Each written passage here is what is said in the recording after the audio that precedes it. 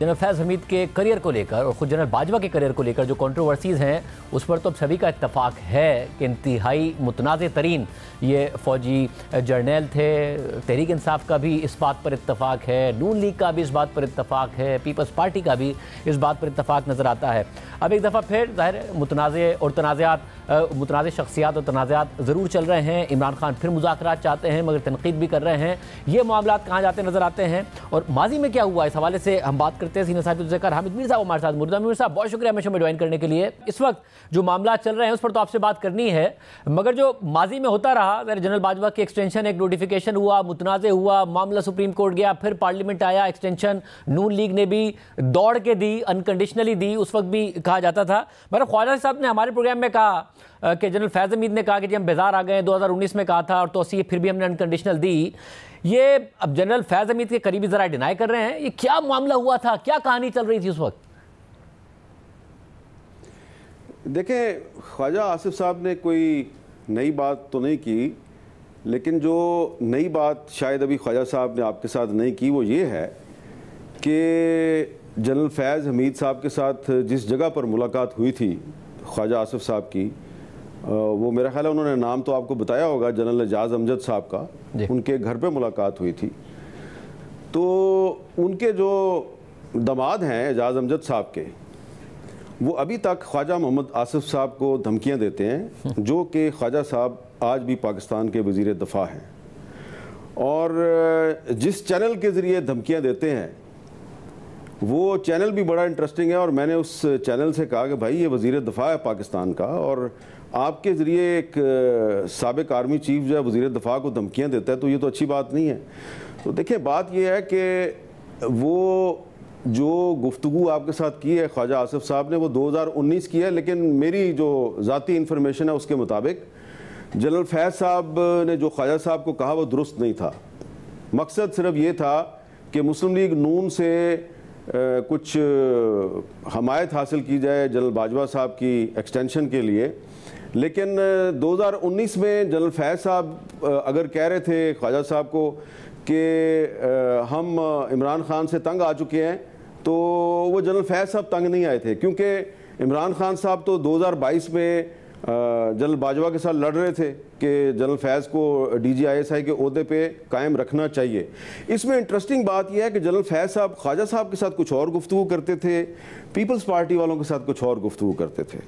Peoples party वालों को वो ये कहते थे कि जनाब आइए ज़रा मिलकर मुस्लिम लीग नून जो है इसके गिर्द ज़रा शिकंजा कसें और आप इमरान खान को सपोर्ट करें, हम आपको फेडरल गवर्नमेंट में थोड़ा सा हिस्सा दिलवाते हैं, आप PTI को सिंध गवर्नमेंट में हिस्सा दिलवाएं, और इनको ना ये जो है ना शरीफ बरादरान के बारे में वो बड़ा ही एक गलत सा लफ्ज़ इस्तेमाल करते हैं, इनको हमेशा के लिए ख़त्म कर दें।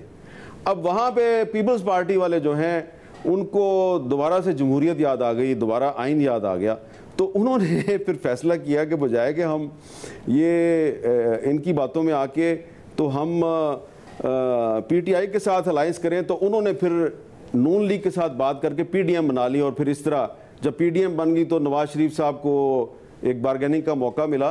तो जो फैज़ साहब ने ख्वाजा साहब से बात की, मेरा ख्याल है उसका मकसद सिर्फ उनकी हमायत लेना था। उस वक्त तक फैज़ साहब इमरान खान साहब से बिल्कुल भी तंग नहीं थे। अच्छा, और अब हालिया जो मामलात हैं आप देख ही रहे हैं आमिर साहब, एक दिन ऐसा लगता है कि इमरान खान साहब ने मुज़ाकरात का दरवाज़ा खोला है, फिर ये तासुर भी मिलता है कि शायद कुछ ना कुछ बैकडोर हो रहा है, शायद कुछ लोग बीच में पड़े हैं जो कि पैगाम रसानी कर रहे हैं। हुकूमत इल्ज़ाम लगाना शुरू करती है कि जी ये तो पाँव पड़ने वाले हैं, माफ़ी तलाफ़ी होने वाली है, मगर इमरान खान साहब फिर ट्वीट करते हैं, अपने मौक़िफ़ पर बहरहाल कायम रहते हैं, अपनी शराइत रखते हैं, और जो अल्फाज वो इस्तेमाल करते हैं, बिगड़ा बच्चा, ये सारी बातें।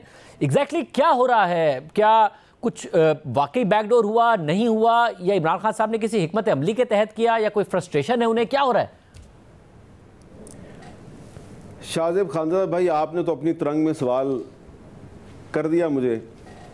अब आपका क्या ख्याल है कि जो मुझे पता है वो मैं आपको बताऊं, तो फिर आपके और मेरे हालात जो हैं वो ठीक रहेंगे, मामलात अंडर कंट्रोल रहेंगे, नहीं रहेंगे?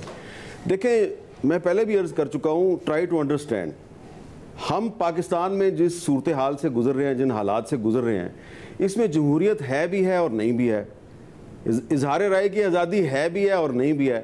अब मैं अगर आपको ये कहूँ कि ये इमरान खान साहब जो कह रहे हैं कि हाँ जी हम मुज़ाकरात करेंगे और फ़ौज से करेंगे, तो अगर मैं आपसे कहूँ कि जी वो तो मुज़ाकरात तो पहले हो चुके हैं और उसमें से इमरान खान साहब जो हैं वो एक दफ़ा नहीं, दो दफ़ा नहीं, तीन दफ़ा खुद ही उन मुज़ाकरात को सैबोटाइज कर चुके हैं, तो वो बड़ा अजीब सा लगेगा आपको और बड़े फिर लोग नाराज़ भी हो जाएंगे। तो इसलिए जो मीडिया पर, पाकिस्तान के मीडिया पे, जो कि मेरा ख्याल है कि काफ़ी कंट्रोल्ड मीडिया, इस पे जो खबरें आती हैं, जो तबसरे आते हैं, जो हेडलाइंस चलती हैं, सियासतदान जो बात आपको या मुझे सुना के घर को चले जाते हैं, वो पूरी बात नहीं होती, पूरा सच नहीं होता। इसलिए ये जो आपके और मेरे टीवी चैनल्स की, सिर्फ अपने टीवी चैनल की नहीं, सब टीवी चैनल्स की बात करूं, जो स्क्रीन पे जो खबरें चल रही होती हैं और जो सियासतदान बात कर रहे होते हैं वो पूरा सच नहीं होता। इसलिए इस बात को जाने दें, कौन किससे मुज़ाकरात कर रहा है, कौन किससे नहीं कर रहा। मुज़ाकरात होते रहे हैं, नाकाम हो चुके हैं, शायद अब कुछ चौथा राउंड चलाना चाह रहा है कोई मुज़ाकरात का, पता नहीं चलेगा या नहीं चलेगा। और मगर आमिर साहब, ये जो बात है, जब इमरान खान साहब कहते हैं कि ये हुकूमत लड़वाना चाहती है हमें और फौज को, आपको लगता है इस हुकूमत के पल्ले कुछ है? वो इस हुकूमत को कठपुतली भी कहते हैं, इस हुकूमत के पल्ले कुछ है कि ये कुछ कर रहे हों या मुज़ाकरात की राह में रुकावट बने या फिर मामलात ख़राब करने का बाइस बने, या फिर मामला इमरान खान साहब का और इदारों का अपना ही है, सुलझेगा तो भी खुद ही सुलझेगा, उलझा रहेगा तो भी खुद ही उलझा रहेगा, इस हुकूमत के पल्ले कुछ नहीं है? देखें, अगेन आपका सवाल बड़ा मुश्किल है। अब मैं अल्फाज ढूंढ रहा हूँ कि किस तरीके, बहुत ही मुख्तात तरीके से मैं आपके सवाल का जवाब दे दूँ। देखिए, पिछले दिनों मुझे मुस्लिम लीग नून के एक सीनियर रहनुमा मिले जो आजकल बहुत प्रेस कॉन्फ्रेंसें करते हैं और पीटीआई की ऐसी तैसी फेरते हैं, लेकिन ऑफ द रिकॉर्ड मुझे कुछ और बता रहे थे। वो कह रहे थे कि वो जी, जब मुझे पता चला कि जो चीफ मिनिस्टर KPK हैं गंडापुर साहब, उन्होंने इतवार की शाम को जेल खुलवा के इमरान खान से मुलाकात की है, फिर मैंने जाके फ़लाँ जगह पे शिकायत लगाई। अब भाई, पंजाब में आपकी हुकूमत है और वो दूसरे सूबे का चीफ मिनिस्टर है, वो आता है और रावलपिंडी में अडयाला जेल खुल जाती है, वो जाके मुलाकात करता है, फिर पता नहीं मुलाकात करके वो वहाँ से किधर चला जाता है। तो आपको जब पता चलता है तो फिर आप शिकायत लगाते हैं। अच्छा, एक और सुन ले बात। वज़ीर आज़म शहबाज शरीफ साहब को पिछले दिनों किसी ने बताया कि जनाब ये इमरान खान और जनरल फैज़ का आपस में जो कम्युनिकेशन है ये क्यों नहीं ख़त्म हो रहा। तो उन्होंने कहा अच्छा, ये तो मुझे नहीं पता। तो जब उनको बताया गया ये कम्युनिकेशन इस तरीके से हो रहा है, इन सोर्सेज के ज़रिए होता है, तो वो बड़े हैरान हुए। तो देखें, ये सिर्फ इस हुकूमत के बारे में मैं ये नहीं कहूँगा कि इसके पल्ले कुछ नहीं है। इससे पहले जो हुकूमत थी उसके पल्ले भी कुछ नहीं था, उससे पहले जो हुकूमत थी उसके पल्ले भी कुछ नहीं था।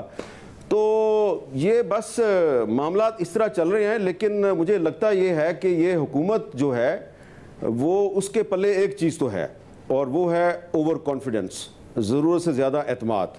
और ये वैसा ही एतमाद है जैसा कि इमरान खान साहब जब वज़ीर आज़म थे तो उनके पल्ले भी यही कुछ चीज़ थी।